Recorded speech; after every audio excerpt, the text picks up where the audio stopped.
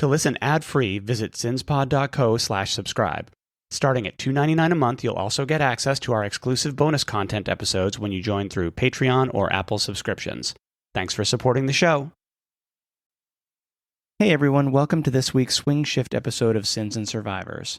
This week, we brought you an episode from one of the podcasts we admire, a show that shares our values of thoughtful, respectful storytelling and shines a light on stories that deserve to be heard. On today's Swing Shift, we have another episode from PNW Haunts Homicides, hosted by the great Caitlin and Cassie, who do an amazing job covering true crime with a Pacific Northwest twist. They're smart, funny, compassionate, and always do their homework. The case you're about to hear is about a young woman named Maureen Kelly, or Anu to those who loved her. She went into the Gifford Pinchot National Forest in Washington for what she called a spiritual journey and never came back. It's a case that leaves behind a lot of questions and even more heartbreak. Cassie and Caitlin walk through it with care, context, and some truly thoughtful insights into how we talk about missing person cases, especially when the internet gets involved. If you like what you hear, make sure to check out their other episodes and give them a follow. Next week, we'll be back with another original episode and a bonus episode, but for now, we hope you enjoy this one. Our story today is all about the fun and occasional folly of youth. On June 9th, all of the accounts I've read say the group was simply enjoying themselves as the afternoon began to fade into evening. The group proceeded to enjoy their surroundings, no doubt unaware that by morning, they would reach a horrifying realization. One of them was missing.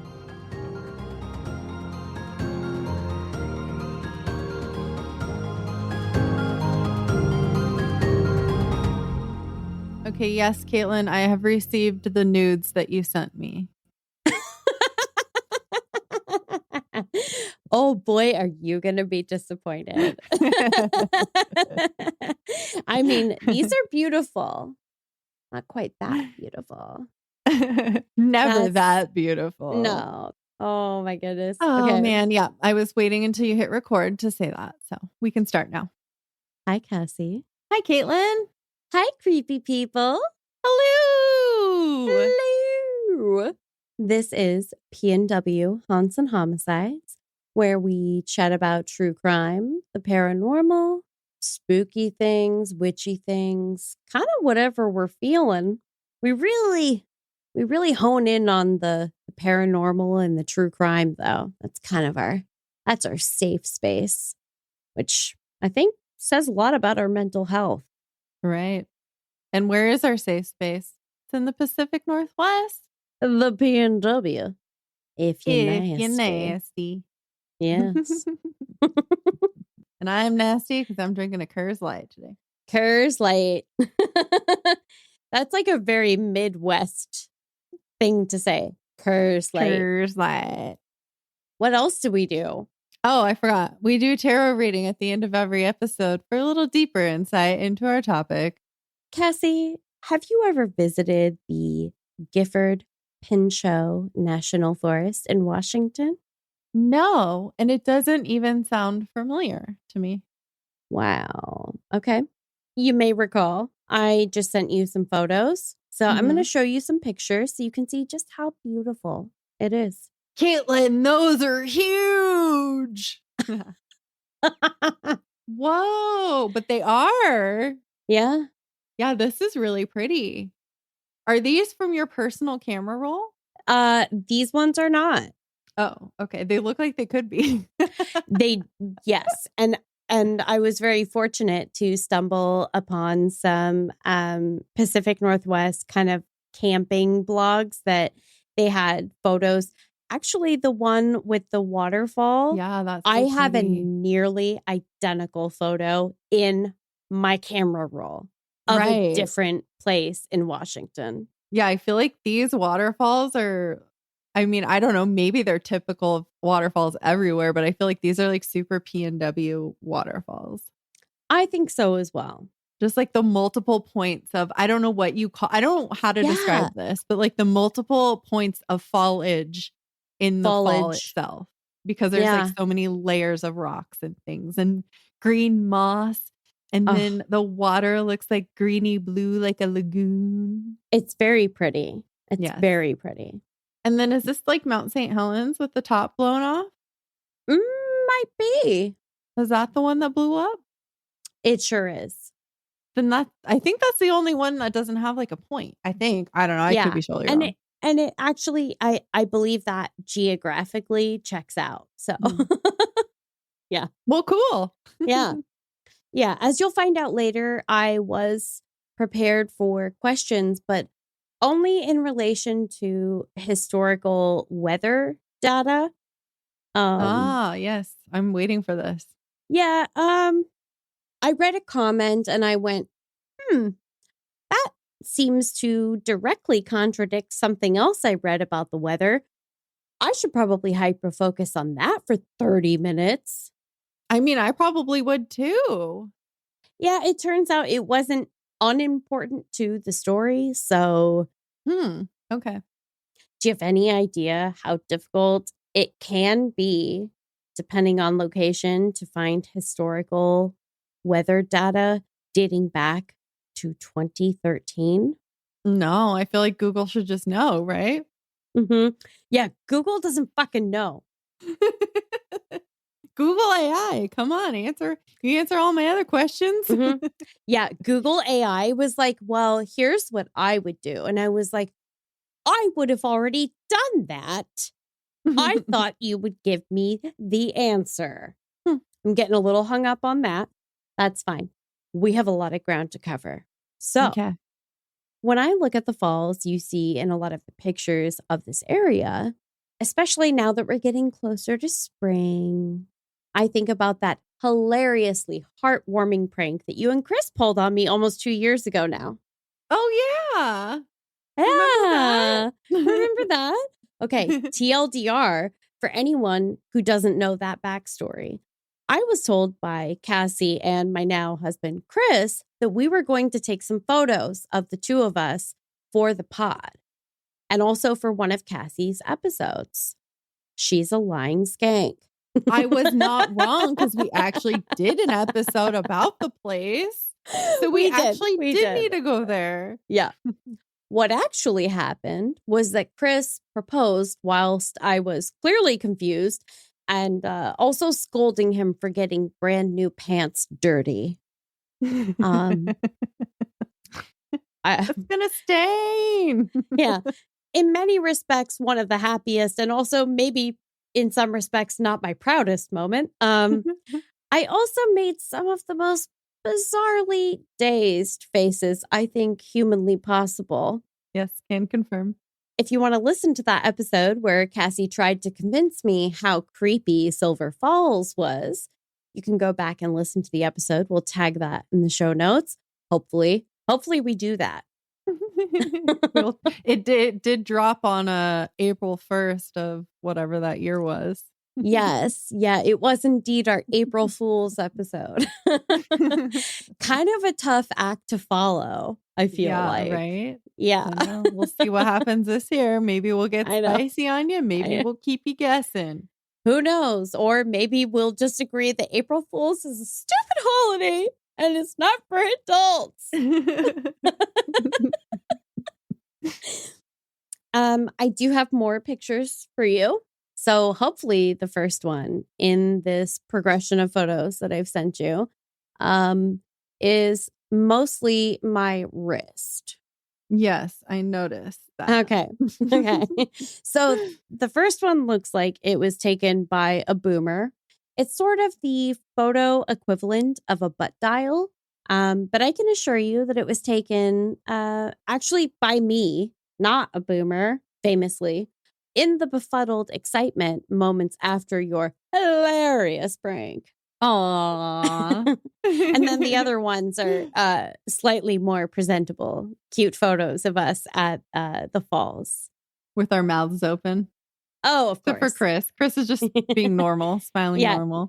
just being a person. Just being a person, peopling. Yeah. Aw. That was a fun day.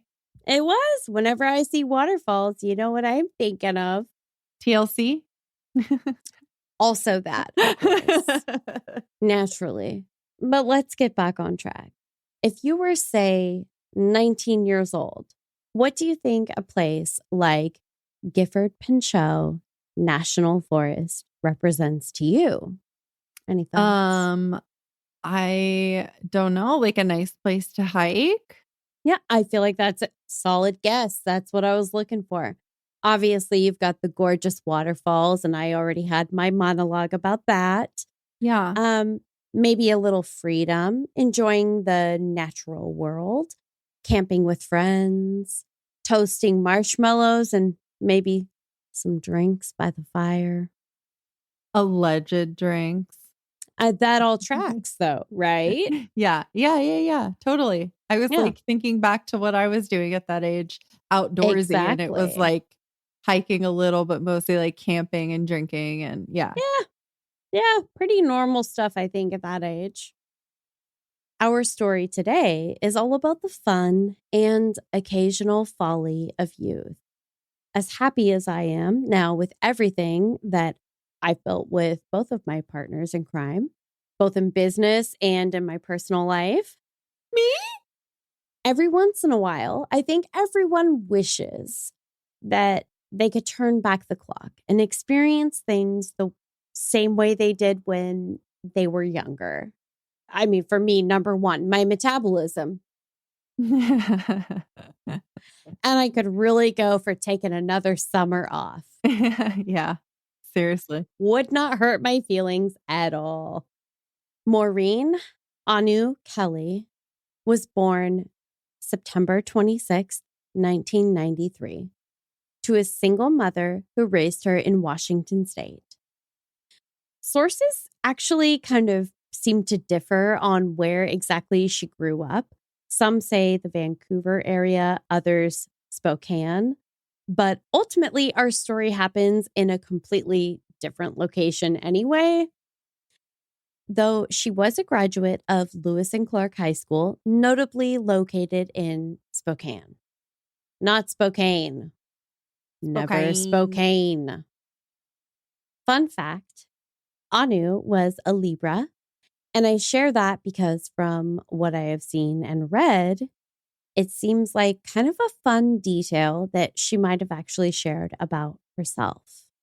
Oh, I like She had that. sort of like a fun, kind of creative, I don't know. I mean, I feel like hippie sort of becomes like a catch-all term Yeah. for sort of a vibe. Yeah. But I feel like Libras also have like an energy, and we all have like Libra energy too, because I'm a Libra moon and you're like a Libra rising or something. And yeah. And then Chris is Libra. So is a Libra. Yeah. It's a Libra I know. vibe. We got a lot of Libra energy up in here. Mhm. Yeah, makes sense, I think. It does. But back in 2013, Anu had a YouTube channel where she posted videos playing her ukulele for the uninitiated, and beatboxing. That's so cool. Yeah. Generally just being a carefree young adult. She had 302 subscribers there. I'm going to speculate that some of those subscribers are more recent. Oh. I'd love to use this as an opening to transition into an arguably shameless plug, believe me. But as I listened to her sing as she played her uke, I read the comments. I'm not going to read from the comments section until I provide a little bit more context, but suffice to say, I was starting to come down with a case of the ick. Oh, no. I don't like that. I know. Well, go on the internet and it, as one does. That's why I try to stay off the internet. Yeah. Okay. So do me a favor. If you can only do one thing, just this one time, don't worry about any of the usual calls to action that on this podcast and other fellow podcasters, the things that we're always saying, smash that subscribe button and shit like that.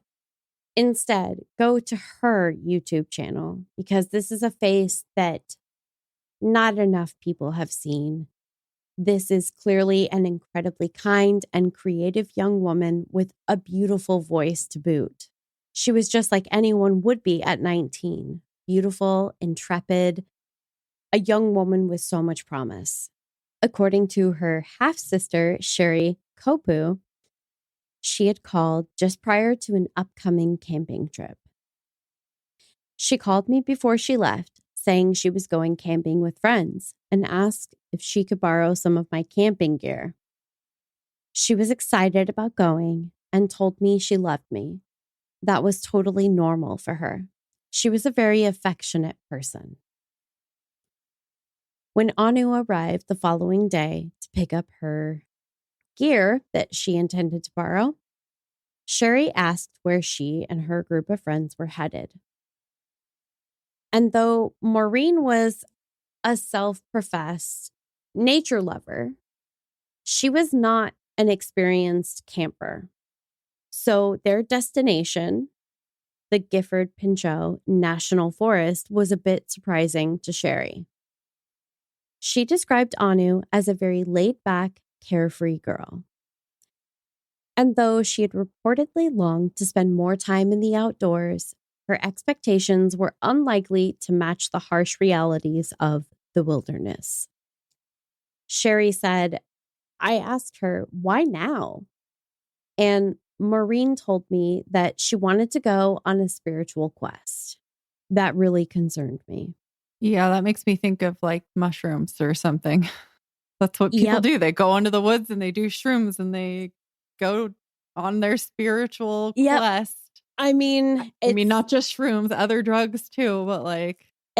you're not the only one that is going to draw some conclusions about what that might mean. Yeah. The group of friends headed toward the Gifford Pinchot National Forest for their campsite at the Canyon Creek Campground. They drove out to Chalachi near Highway 503. From there, traveling steadily northeast, reaching Forest Service Road 54. When they start saying Forest Service Road, it's fairly remote. Yeah. Next, they would have traveled down a series of small back roads until they reached Canyon Creek. Their total drive time would have been roughly 3 hours or so, depending on traffic. Once they found the specific area they intended as their campsite, it would have required some initial prep work to make it comfortable for their stay, as this area, both the trails and the campsites, were entirely unmaintained. Oh, wow. Okay. So this is like, it is for experienced campers. It's not like a campground with a bathroom. Correct. Definitely no facilities. Nothing crazy though, really, just clearing away debris like pine needles from items like the camp stove that they would need to use before setting up their tents and preparing their evening meal. On June 9th, all of the accounts I've read say the group was simply enjoying themselves as the afternoon began to fade into evening. The group proceeded to enjoy their surroundings, no doubt unaware that by morning, they would reach a horrifying realization. One of them was missing. I feel like this is like a horror movie. A little bit. It's giving sort of a Last House on the Left in the extreme. But when Kelly had left their campsite that evening, most accounts state this was around 5 p.m.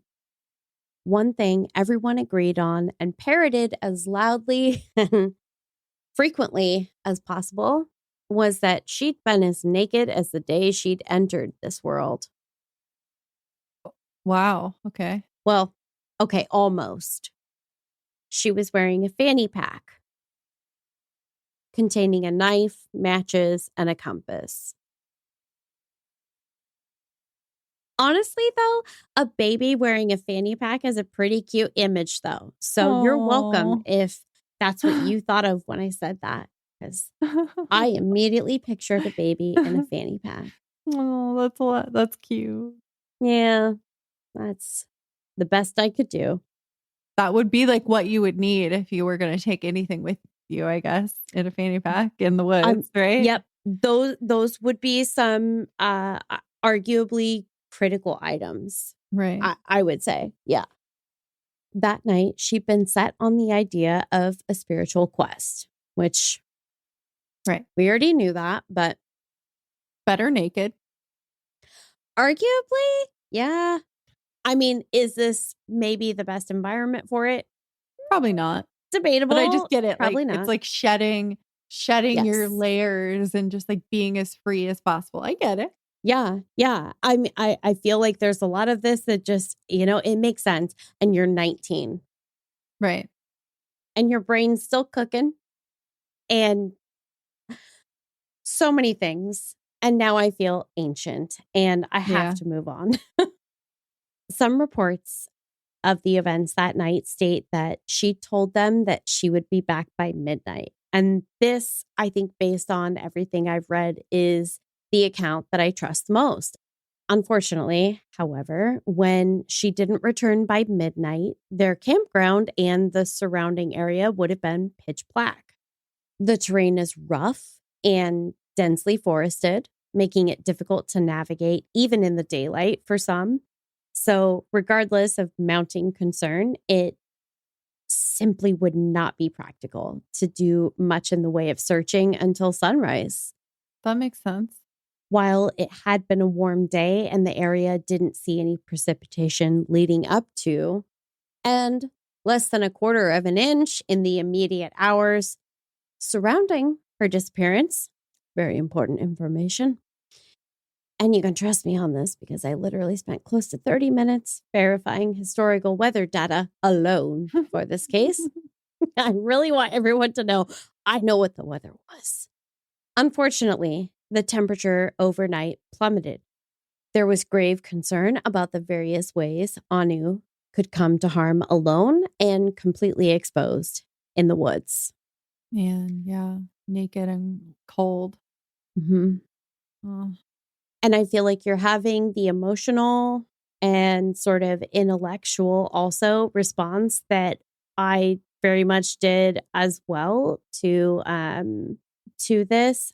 Now is when I'm going to start reading you some comments that unfortunately not everyone is going to have the same response to the same information that's being presented. I don't know. I guess people have to decide to do with that what they will, but I know how I felt about it. And I've already said I got a real ick. Okay. So we've decided to use an alias for this commenter. Kobe Teeth said, guessing she was high as a kite or hammered drunk to do such a thing. Temperatures could have brought about hypothermia relatively quickly if she got lost, and there's every chance she did. The next comment goes on to say, totally agree. This seems pretty obvious to me. She might have even taken the drugs, etc., as part of the quest. It's the old cliche. Take peyote or whatever, wander off to meet your spiritual animal. Because real life is not the movies. Instead, she meets the fate you outline. Thank goodness it was probably relatively painless. Oh, God. She might even have succumbed while imagining herself on the verge of ultimate enlightenment. Okay. For what it's worth, Under Sheriff Dave Cox said that while it was a bit unusual for a 19-year-old to leave their campsite with extremely limited supplies and completely nude, there was no indication that she was on drugs at the time of her disappearance. Maybe they just didn't find any and they didn't want to push the subject. I don't know. But they're the cops. So that's a thing that they typically will do. Right. Though concerning, given the circumstances. Friends gave no indication that this behavior was strange for Anu or that drugs were involved, despite numerous comments to the contrary. I never really realized what a cesspool Reddit really could be. Guess I'm late to the party.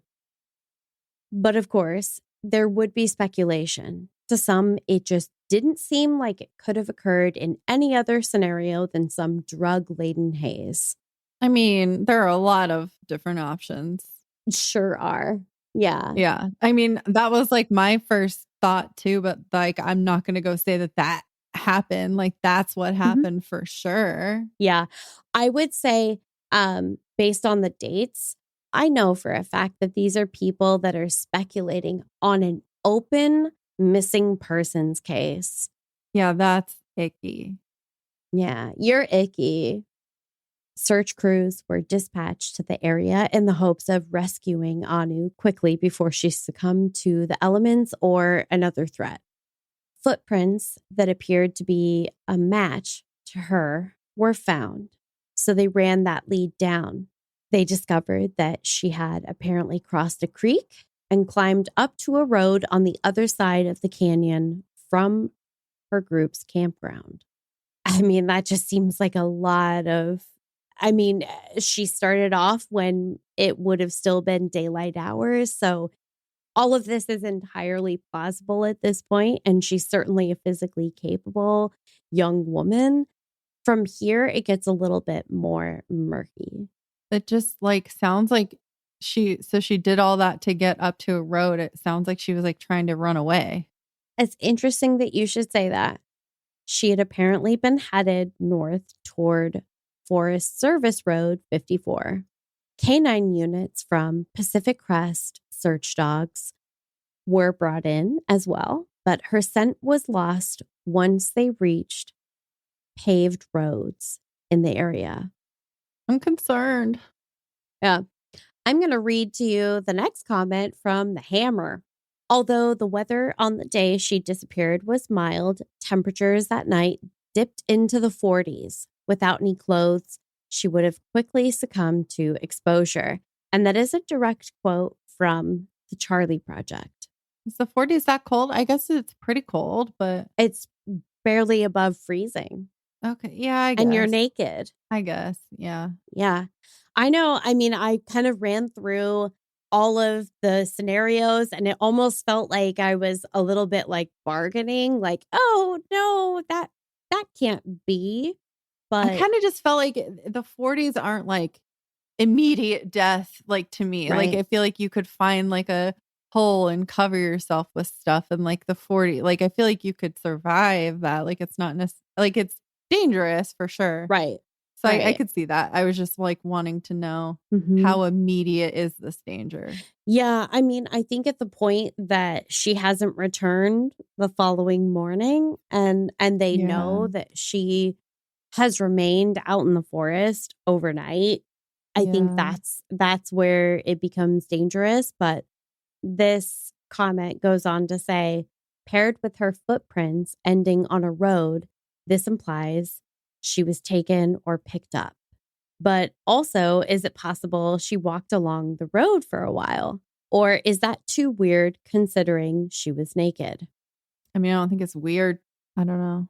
I'm actually bracing myself for the next series of comments here. There is a reply to that comment specifically, and it says, they did have to postpone the search due to weather. It's all just a strange case. I want to say she was picked up too. There's theories that maybe she joined a tribe or a cult. There's just not much info on this case at all. So it's all just so mysterious. That feels unnecessary. And I feel like maybe it's a poor choice of words and or the sentence structure, but I feel like that almost feels like you are attributing sort of the same problematic characteristics to being a part of a tribe as a cult. Yeah. Yeah, that's interesting. And then also, like, if you had proof of that, like, that would be important information that they would need to go find, like, if she's truly missing, like, but if you don't, that's just like such a weird thing to waste time. And I get it. This is these are not tips that are being called into law enforcement. These are people speculating.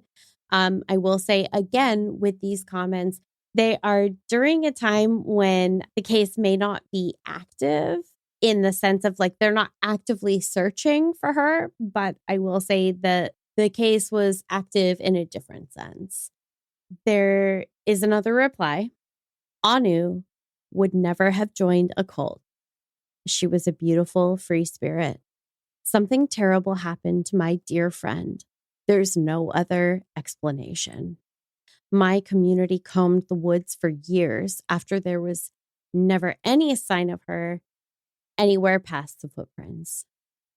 Unfortunately, the group of friends she was with is who I'm suspicious of, even though they were my friends too, and I wouldn't want to think that of any of them. Damn. The search initially proved unsuccessful, and by the following Saturday, almost a full week, as the search was suspended at 6 p.m., there were 2 reported injuries on the search and rescue team. An ankle injury as well as a paw injury to one of the canine team. No, puppy paw. Puppy paw. Oh. Gosh, and these are people who are like used to searching in these areas. So if they're getting injured, damn. I am so glad you said that because my next sentence is this further highlighted just how treacherous the area currently being searched and where Anu had seemingly vanished from really were. I mean, those are not ideal circumstances. Yeah.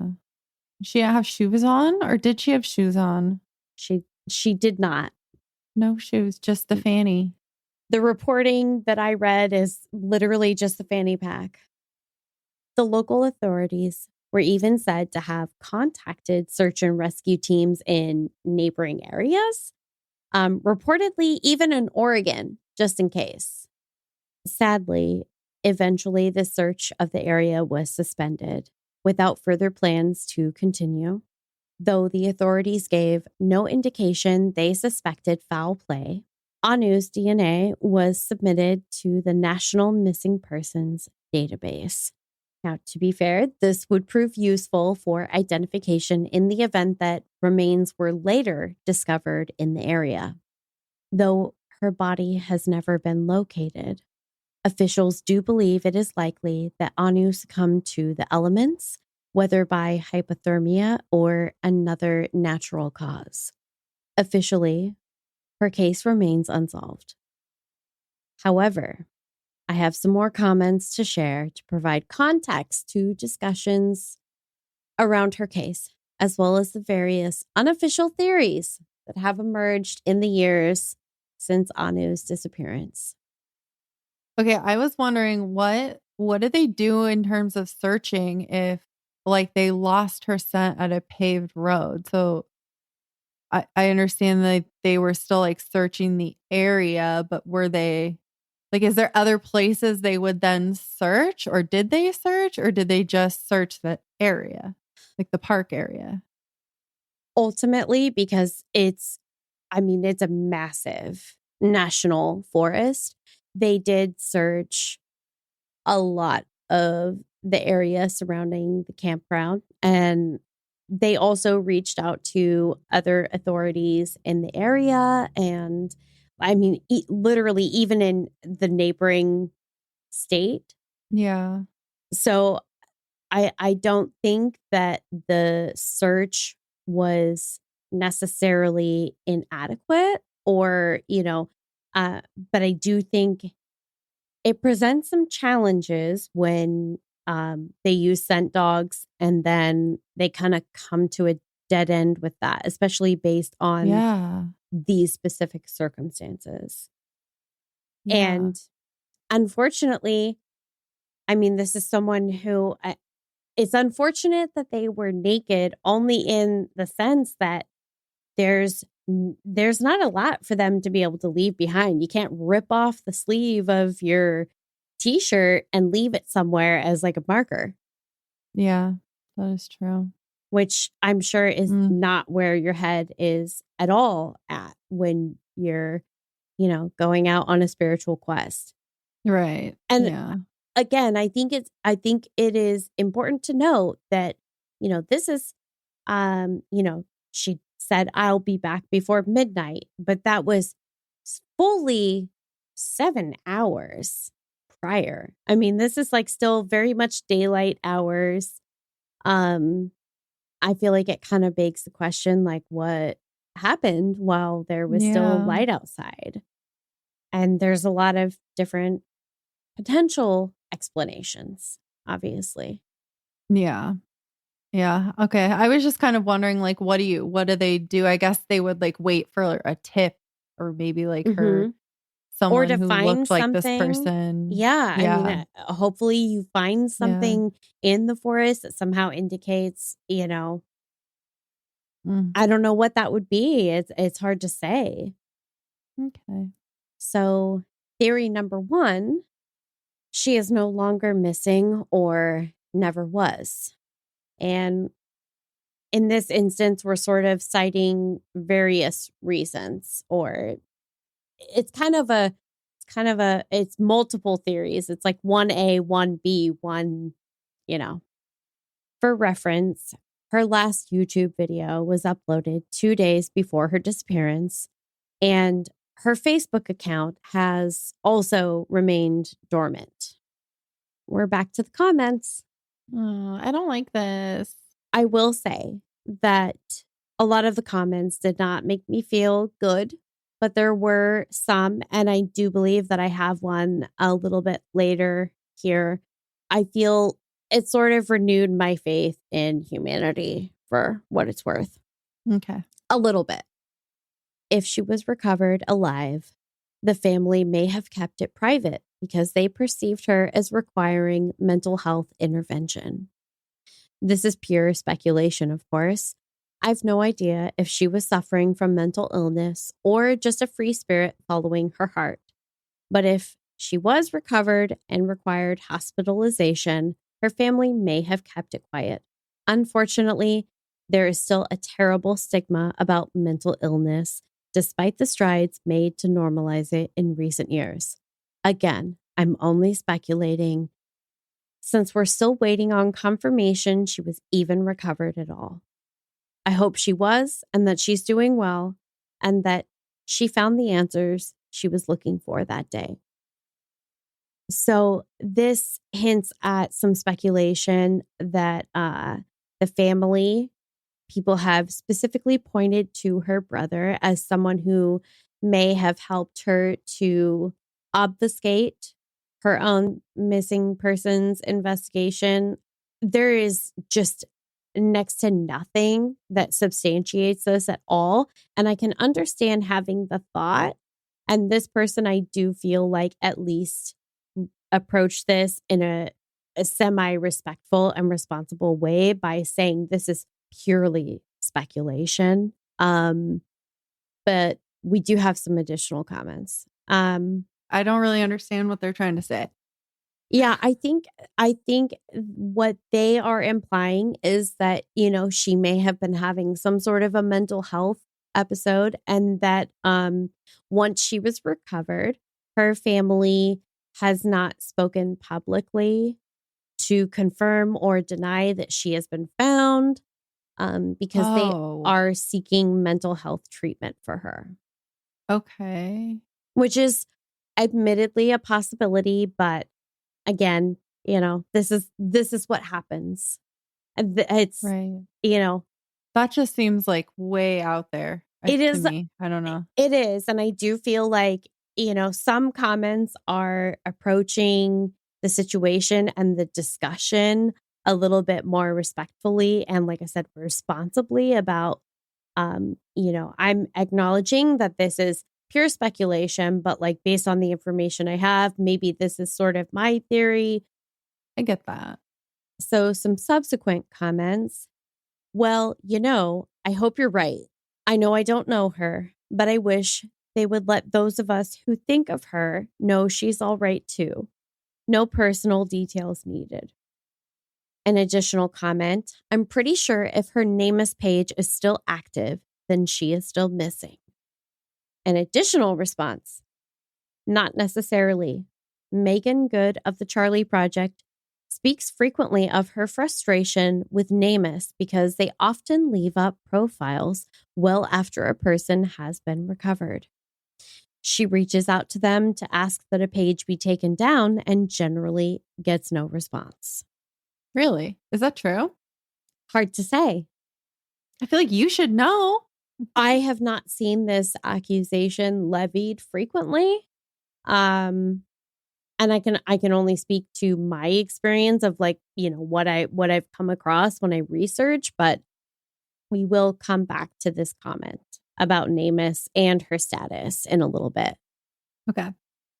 So, related to sort of this theory of like she's not missing or possibly never was, anyone else think it's strange that after December of 2017, the family completely stopped posting about her? Her mother would post on her wall very often, even on holidays. Now it's nothing. I was going to ask, like, does her family still like look for her or say anything about looking for her? And I feel like those are questions that it's natural to have. I will say that I understand that impulse. But at the same time, people don't handle this type of grief and loss. There's no right answer. One thing I did find very interesting is that they're in these groups, and I'm sure this does happen in some of these message boards. There were more than a few people that did purport to know her and or her family personally. And I'm sure maybe some of these commenters do. As someone who grew up with her, her brother had addiction issues, last I knew, and I think that was probably a large aspect behind his post. There's sort of an infamous post. I think it's a big nothing burger. I think it speaks to someone who's experiencing an incredibly, they're experiencing loss, even if she is found. There's nothing definitive. Essentially what it amounts to was they created a Facebook page for, her case and for her disappearance. And at some point he posted basically, if you're looking for answers, you're not going to find them here. And I feel like, to me, that just sounds like someone who is grappling with this immense loss and really struggling with the fact that they have no answers about their loved one. Yeah. I don't think that I find it the lightning rod that some other people do on various social media platforms. Maybe they're right and I'm wrong, but I could totally see though how like it in unsolved case there's like no information, and then that like I could see how people jump on that. Absolutely. That's sad. This commenter goes on to say, I have questions as to why her friends let her leave naked and intoxicated. To my knowledge, they were all doing mushrooms and she just up and walked off, essentially. Easily could have been stopped. It's strange to me that her friends let her leave and that her trail dropped off at a road. That screams foul play to me. Sorry I am commenting so late. I decided to look her up today and this post showed up. And this comment is actually quite a bit more recent than many of the others. I mean, I definitely have those same thoughts too, but like if you're all shrooming supposedly or like all intoxicated, I mean, maybe they didn't designate a babysitter. Like, it's possible. Who knows what everyone else, if they were tripping balls, you know? Yeah. Yeah. I mean, and just because the police didn't find any evidence that that was the case doesn't mean that it wasn't. But I think the fact that that law enforcement in this case has come out and said, like, we have not found anything to substantiate that as being an aspect of the case. Where are you getting this information that everybody or anyone was on any type of psychedelics. Like, are they just assuming, or like, where can we? It feels very confirm, much like there are a lot of assumptions being made. And unfortunately, to me, I felt like maybe I am, maybe it's me and maybe I'm being too extreme, but to leap from a 19-year-old that is saying they want to go on a spiritual quest, which admittedly, there are implications. There are things that we're all going to sort of like have rolling around in the back of our heads. But to go from that to she joined a tribe or a cult. Yeah. Okay. First of all, how racist can you be? Yeah. I don't know. Maybe that person thought that there was some sort of a tribal association out there that was cultish. I really don't know. I'm not sure, but I think it feels very problematic to me to assume that like there is a brown person and there has to be some sort of like this nefarious connection to that. Yeah. I don't know. Real. And maybe I'm reading too much into that. But as I'm reading all of these things, I'm thinking, do they understand that she's actually not Native or Indigenous? She's Asian/Pacific Islander, according to all of the other data out there. So do they just assume that all brown people are members of a cult or a tribe? Yeah. Again, I'm extrapolating on things that people have said, and maybe this is me taking it like they went too far and I'm going that much further. I just feel like your take was icky. Yeah. It just felt like none of this changes the facts of the case in terms of like, this is where she went missing. This is who we're looking for. And I get that there would be interest in other details of the case, but like, we haven't found her yet. Yeah. So like, maybe let's focus on that. I don't know. I think like it's harmful too to imply that she like up and joined something or like, because then they'll stop looking for her. Like, I think that's a part of it to me too, is that like assuming that, she's done something wrong. It's concerning. I don't think that the police are necessarily reading Reddit boards. They're not checking through subreddits and reading YouTube comments. Right. Hopefully in connection professionally to a case, but maybe if they don't have anything, maybe they do send someone to scour the internet. I don't know. We do know that can be an aspect of an investigation. So again, I don't know. I didn't like it. I don't like it. I'm never going to like it. Okay. So the final in this series of comments, she wanted to go on what she called a spiritual quest and thought it to be a spiritual quest in doing so in that mind state. Also, it wasn't okay to allow her to do that alone. And I wouldn't have ever let it happen, but I moved and wasn't able to protect her. The people there that night, if they let her go knowing she went, and I know they did because I heard their stories myself. And as I told them, they should let that weigh on them. They deserve it too. I'm so disgusted with anyone who would let that happen. She may have been picked up at the highway. She was the brightest energy I've ever met. There's a lot going on with that one. That is, it's a lot of blame. I definitely understand you got to look out for your friends, but like she was an adult. Yeah. You can't necessarily just stop somebody from doing something they want to do. I don't know. And she was naked. Yeah. What are they going to do? Put their hands all over her? Also, it's daylight hours. So at that point, that maybe wasn't that alarming. Yeah.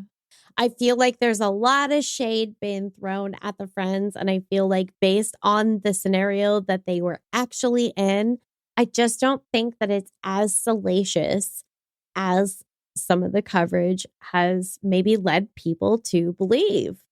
That would be awful too, to be those friends. And if you truly didn't do anything wrong, like how awful would you feel? And then you have people kind of thinking that maybe you had something to do with it or you are to Right. blame for letting her go. I love that I'm realizing in this moment why I wanted to mention that she was a Libra. This is such Libra energy. Yeah. Seeing both sides Yes. of things. Yeah. And it it's is. all about like the scales and justice. And I just was like, wow, how is this hitting me in real time? As much time as I've spent researching and writing this up. How did that not occur to me until just now? But here we are. Her social media has been quiet, but some have seen indications that her family's perceived silence in the years following her disappearance might also be an indication that they know something the public at large does not. Which I feel like is a really it's a really tough pill to swallow, that somebody could be missing and their family could be, covering for them, or somebody could be classified as missing and not actually missing. I will say this, there were a lot of comments and I initially screenshotted several and intended to read them as part of this, that we're talking about comments that her brother had made on her missing persons page, comments specifically talking about how the family had stopped posting about her. And I was like, oh my God, I'm concerned because, and I'm sure you could do this with almost any other case, but this case, it didn't have as much information out there about it as I would have liked. And I started trying to look for more information and I wanted to know what people thought about the case. But I got a little bit panicked thinking, oh my gosh, like, is it possible that she's not missing? Like, is it possible that just some of this stuff hasn't been updated? I really started to worry. And here's the thing. Even if that were the case, I would rather talk about someone who I thought was missing but had been found. Yeah. Than to have their case go like into the cold dark night. Oh. But my text to you guys was going to be about I decided not to send it because I couldn't not give away what we were going to be talking about, and it would have made no fucking sense. But my text was going to be to the effect of, I am so relieved. I am like sad, happy, crying right now because I went full like web sleuth level shit. And that's not something that I necessarily do for every case, but I wanted to know that people miss her, and they fucking do. They really do. If they're lying or they know something that we don't, they're doing a damn good job of keeping it under wraps. And here's hoping they have a good reason. I don't think that's the case. I really don't. And I feel like there's so many shitty things that people have said. But her brother, on June 9th, 2024, missing you extra today. You're the most beautiful soul I've ever met. I'm forever grateful for you, and it hurts so bad. I can't hold you tight and tell you I love you one more time. I'm so fortunate to have these videos you've made to comfort me and remind me of everything we've ever done together. You're my best friend forever, and I hope to see you again. It's one of a couple of posts that he made about her in 2024. Oh. And unless he's scouring Reddit and thinking he's got to cover some shit up, Yeah. I know that people can say what they think and what they feel or suspect in a case, but this one really got me. This one really got me because I just felt like everyone has been young and done things that maybe weren't the best idea. It doesn't mean that they deserved bad things to happen to them. No, not at all. I mean, gosh, even if she was totally super fucking high and like went out Right. and like that still does not mean that she doesn't deserve to be looked for or Right. I just the fact and I don't think that there's anyone that came out and said, well, she was high, so nobody should be looking for her. But I feel Right. like what people say in so many words and the implications, like that matters. yeah. It's like, well, you deserved it. Like, Right. you What did. was she wearing? Yeah. Nothing. Kind of doesn't matter. It actually does not matter. Yeah. Obviously, there's the hotly debated theory that the disappearance was brought about by a psychedelic experience gone wrong. But there are some additional theories. While some have postulated that Anu's scent dropping off at the paved section of road might mean she had run off with an unknown party in a bid to flee her family and friends to find freedom. Others have speculated whether she may have been forcibly abducted from that same location instead. And while it seems far-fetched, the name of at least one infamous serial killer has been mentioned in passing, if not directly in connection to her case. No. I think that the consensus is that this is unlikely, just given the Okay. remoteness of the location. But I am going to read to you some comments here. As a Washington resident, I find it more plausible that she died of something nature-related than foul play, although I recognize foul play is possible. I'm not familiar with the environs of the campground she left, but the forests are dense here. Think of how hard it was to locate many of Ridgway's victims. Never Bundy did, I believe, come up in an additional comment that I did not save. Good. Hashtag never. I was hoping you were gonna say him. Yeah. No. Unfortunately, just based on the geographic location, Ridgway would be the more relevant, arguably. But in one of the Reddit threads that I was looking at, someone posted a link to a YouTube video, and they were insistent that the person that they saw in the video was Anu. Having watched a portion of this YouTube video, I can safely say I do not believe this person is Anu, and I sincerely hope it is not. It is someone who is clearly unhoused and may or may not be experiencing mental illness and or some substance issues. Not great. The section of the comments, not necessarily related to that, but this is kind of in the same region of that block that I'm going to read from. So it starts, really, who, when, and where did you see this? And then it really just takes a hard left and they go in a different direction.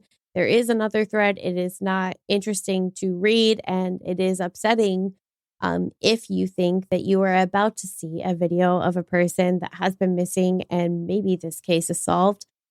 Hope beyond hope. I can only imagine for anybody that actually knew her, even tangentially, how they would have felt. And arguably, wow, just what a shitty feeling. And there are purportedly multiple people that did know her that have been active in these threads. And that person who did view the video and comment and respond said, this is a hard no. This is definitely not her. It's heartbreaking to think about them opening that link. And like in a weird way, hoping beyond hope that maybe this is her and she's safe. Yeah. And maybe there's some sort of explanation, or I can't. The hardest thing about a missing persons case has to be that you just don't have answers. And to think that you're going to get an answer, whether it's the good, bad, or the ugly, even for a minute, Yeah. Oh. This is a local in the area that's commented. I want to add, for people unfamiliar with the area, there is no cell phone reception and no satellite reception. Even though it was 2013, she wouldn't have been able to just call someone to pick her up in the remote woods like that. That campground is really remote and in the middle of nowhere, with a bunch of wilderness areas just east and north of the creek.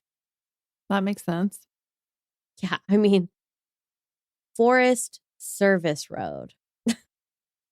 And this is another one where it's potentially someone that knows her or knows of her. I know her and her brothers well, but moved to New York. She was like my little sister. I grew up with the whole family and got in trouble and stuff, even stole a car once with her brother, LOL. But she was the brightest energy you could ever imagine, and a waste to the world. And if her brother knew anything at all, I don't see how he would not say anything. I don't get it. He was protective over her. And one more comment. I saw a report that human remains were found in that area in August. Testing being done. Should know soon. So that is the one comment in this particular thread that hints at the latest theory from the Skamania County Sheriff's Office. On August 10th, 2024, a hiker recreating in the big lava bed located within the Gifford Pinchot National Forest in eastern Skamania County reported locating human remains. The hiker found a human skull and captured the GPS coordinates of the location. A deputy responded to the location the next day, but was unable to locate the skull reported. The hiker volunteered to return to the area, accompanied by a Skamania County sergeant, and the skull was recovered on August 15th, 2024. Whoa. Based on the preliminary investigation, it is believed the remains belong to a hiker that went missing in 2013. Mm. The missing hiker was last observed in the big lava bed, and after numerous coordinated search efforts, was never located. The skull, along with other remains located in the area, was transported to the Clark County Medical Examiner's Office for definitive identification. This is an ongoing investigation and no risk to the public has been identified. Though I could not find any indication that law enforcement has provided confirmation or even publicly speculated about the possible identity of the remains, many believe they are likely either Maureen Kelly or Christopher Zitzowitz. Going out on a limb here, and I'm guessing on the pronunciation. I didn't bring up my proposal this year just because I wanted to talk about that. Or even just because it lines up with this time of year. Arguably, the discovery of the remains, that was literally within a couple of weeks of my wedding. Yeah. And it's nice to reminisce about like the good things that have happened in my life.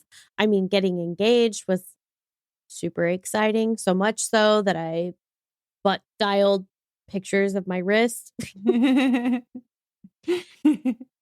And being a newlywed is another major milestone in my life. But it hit me when I got to a certain point in my research for this case that Anu is only a handful of years younger than us. It's not like it's the first time that I looked into a disappearance of a young woman.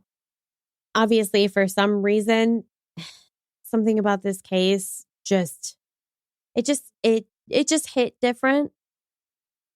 It just hits somehow in a specific way at a specific time. And that's how we know when we want to talk about something.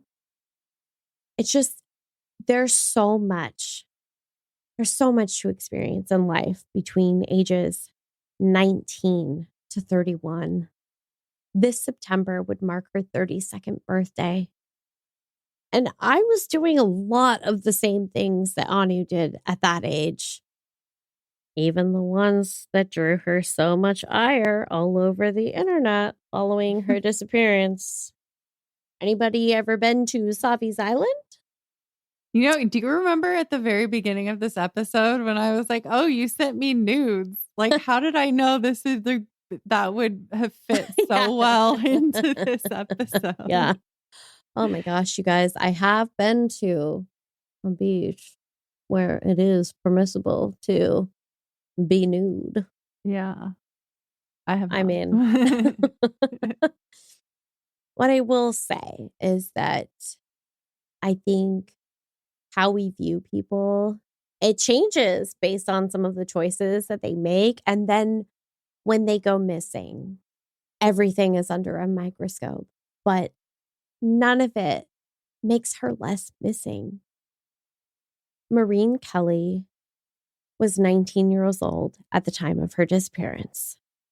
An Asian Pacific Islander female with black hair, brown eyes, about 5 feet 7 inches tall, weighing roughly 150 to 160 pounds.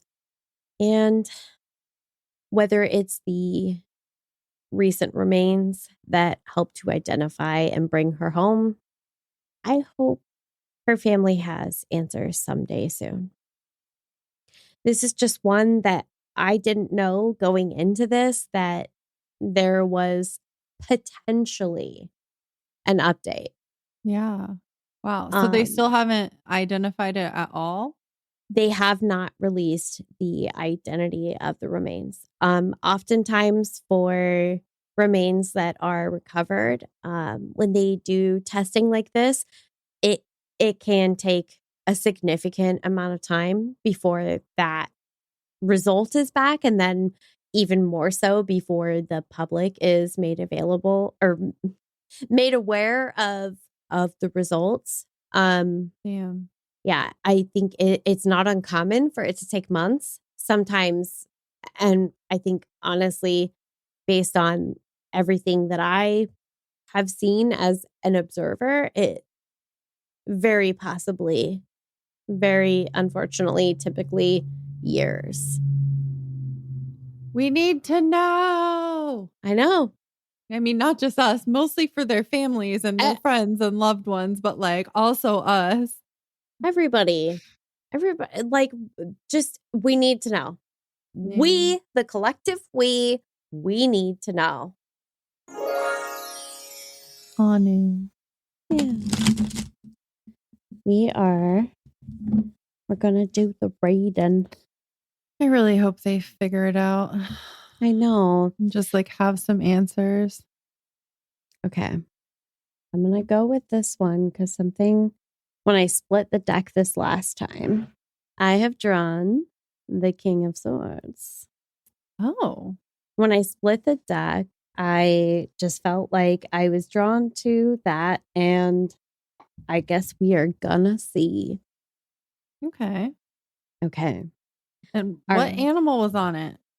It looks like a heron of some sort. Okay, I'm gonna read the main interpretation, and then we'll take a look at the little book.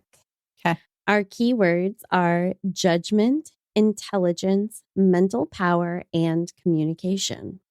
In some decks, the King of Swords sits on a throne wearing royal robes and a crown and brandishing a mighty battle sword.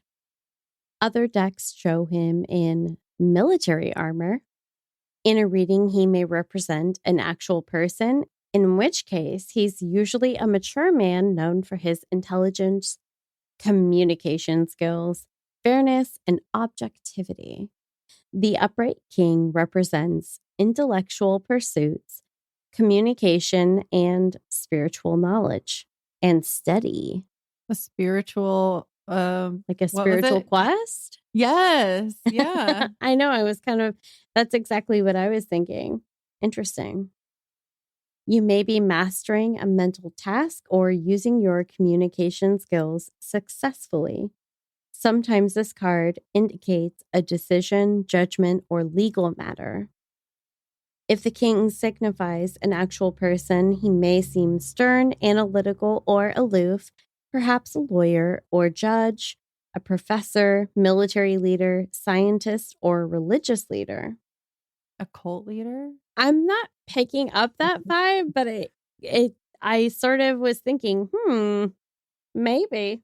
I just hear a lot of the word judgment too, and it just makes me think of like Yeah. the comments, like all of the judgment from So- the people. So much judgment. And I feel like just based, unfortunately, not on a lot. Yeah. In a reading about money, the King Upright recommends taking charge of a financial matter. Do your homework. Don't let your emotions influence a decision involving money or investments. This card may also mean profiting from an intellectual endeavor, which I assume means everyone is joining the Patreon. It made me think of like what you were saying of how we don't make very good decisions when we're younger and maybe like more, I don't know, more emotional, if that's the Yeah. right word. But you were saying like our brains Yeah. aren't fully developed. We're not making like really good decisions. So No, I think that is such a good point to draw though, because it's a little bit more like leading from your heart because you just don't maybe have the experience to indicate where you maybe should do otherwise. yeah. If the reading is about your job, it may indicate you work in a field that requires keen intelligence, good communication, or analytical ability. The king advises you to show leadership regarding decisions or judgments. Clarity and objectivity are important. That almost makes me think of like the sheriff. I don't know. I'm sort of thinking about some of the statements that they have released, and they're saying like it's unusual for this particular set of circumstances, but we don't have any indication that, drugs are involved. Thinking Right. about sort of coming from a place of objectivity. In a reading about love, the king symbolizes a relationship based on shared interests and ideas rather than passion. You and or your partner resist expressing deep emotions, preferring a friendly partnership. Perhaps you fear losing independence if you open your heart. Oh, she wanted to be like free. Didn't you say something about like freedom, or were you just were people speculating that she It's hard to know how much is speculation and how much people have extrapolated, even on direct quotes from people close to the situation. I will say I was correct. It was a blue heron. Ooh. Yeah. Nice. Great blue heron. Authority born of rational thought, clarity of mind and purpose, insight, seriousness and strictness, exacting standards and truth. Yeah. I feel like, I don't know. I feel as though there was something sort of that she was searching for. I don't think that like people have speculated that, maybe she was looking to, escape her life. I don't know. I wasn't there and I don't know her, but I do think there are a lot of people that would like to see this case solved. Yeah. And certainly all of us that are on the periphery are the least of all concerns, obviously. But I really do hope that her family will get some answers. I think it's possible. Certainly. It's a distinct but unlikely possibility that some of what her brother has posted on social media is performative. And I know that there are cases where maybe I would say the same thing that other people have. I think that it's such a jaded perspective based on the information that we have. And I really hope that doesn't color people's perception of the case enough that, they're not doing the hard work that needs to be done in order to find her. I hope that doesn't keep a missing person missing. I did want to add, because listen, it's been a minute since I've checked our P.O. box. We did have some mail. Also, we had a package. Oh. So I wanted to just share while we're here and can say hi to everybody and acknowledge receipt officially. We got your mail. We got it. Okay, so we have I think we have a couple of Christmas cards. I did receive some messages because people did not realize that our P.O. box had changed. We did have our P.O. box forwarded. To what degree of success remains to be seen. Yeah. We've got a Christmas card. Aww. Yeah. This was remailed to us a few weeks back. They had some issues with the forwarding from our old P.O. box. I know, I'm so sorry. We tried. I know, we tried. Okay. They did not make it easy. So thank you, Sean and John. Your dogs are unbelievably adorable in these little cartoon. Yeah, you're going to want to see this. When we're back in person, you can see this. Oh my God.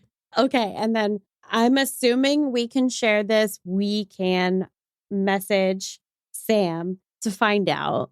But Aww, okay. How sweet.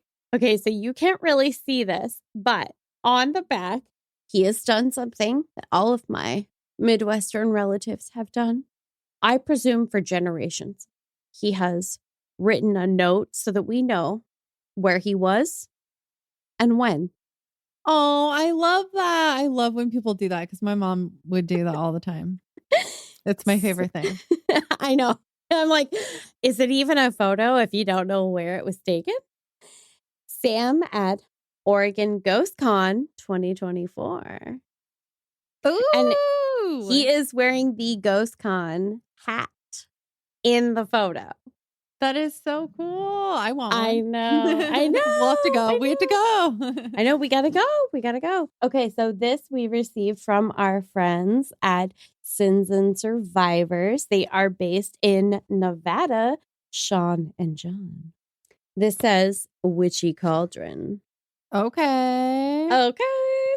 And it has a sticker that says, "You've always had the power, my dear. You just had to learn it for yourself."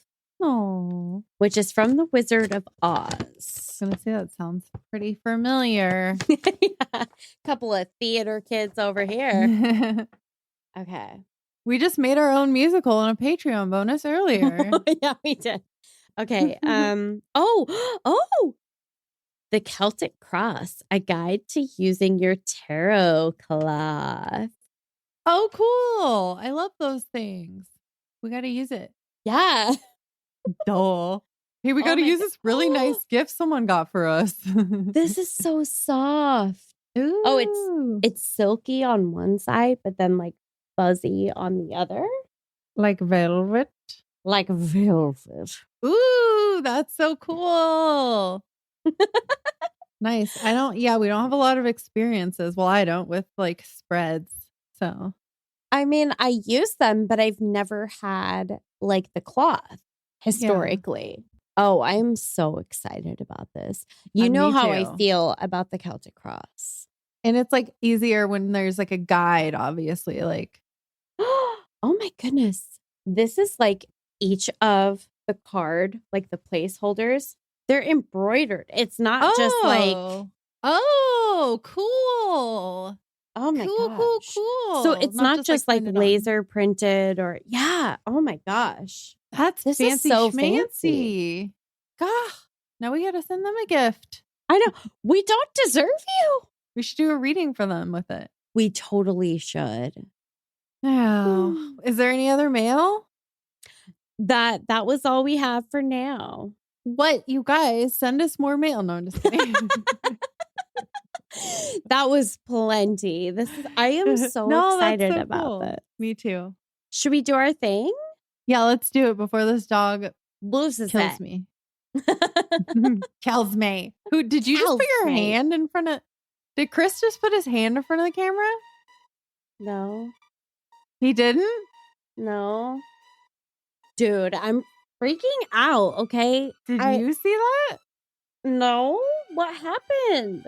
I don't have good service. Like you're just like kind of blurry. You've been like in and out and like glitchy, and that's fine. I know I don't have good service, but just now it literally looked like someone just like put their hand in front of the camera like this is a joke. So I thought Chris just walked by and like did this. No. So I don't know if it was just like if it glitched and like zoomed in on like if okay. What's funny about this is I love that both of us were just like, Chris. Yeah. I was like, Chris. I fully, okay, so here's the thing. What's ironic about this is that the Pod Lab door has always been this like horror movie, creaky and like stiff, like the door that everybody's like yanking on trying to escape. He fixed it. Cassie. Oh, wow. That shit ain't the same. It opens and closes silently, which I conveniently forgot when I thought I heard. I thought I heard it opening and closing like it used to. Oh, weird. That bitch is silent now. So I don't know what the fuck happened earlier. Well, I feel like what I was seeing was just like your camera glitching out, and I don't know. I don't know if it's gonna show it because on your it's gonna when it's recording, it's gonna be smooth. Yeah, but it was just really. It literally just like looked like this, but like blurry and glitchy. Oh my God, I hate that. And it hasn't done anything like it's been you and your face will kind of glitch out and stuff, but it hasn't done this full screen. Like it looked like a blue hand. That was so weird. A blue hand? Yeah. Like I thought it was like I'm being haunted by a fucking avatar. I thought it was like your lighting, but that wouldn't really make sense. No, the blue lights are on this side. Okay, I'm gonna start video cameraing the screen. Seriously. Wow, that was insanely creepy. I'm gonna be thinking about that now for a really long time. Yeah. I gotta watch the video back then because I am curious if it picked anything up. Okay. I feel like we have not had anything really all that weird happen in this apartment. It's you're doing what you shouldn't do. Renovating. You renovated. You kicked things up. No, all I did was fix the door. Not even the door. Renovation. Just the hinges. Just the hinges. The ghost said, "No, that they be renovating. But there wasn't a ghost here before.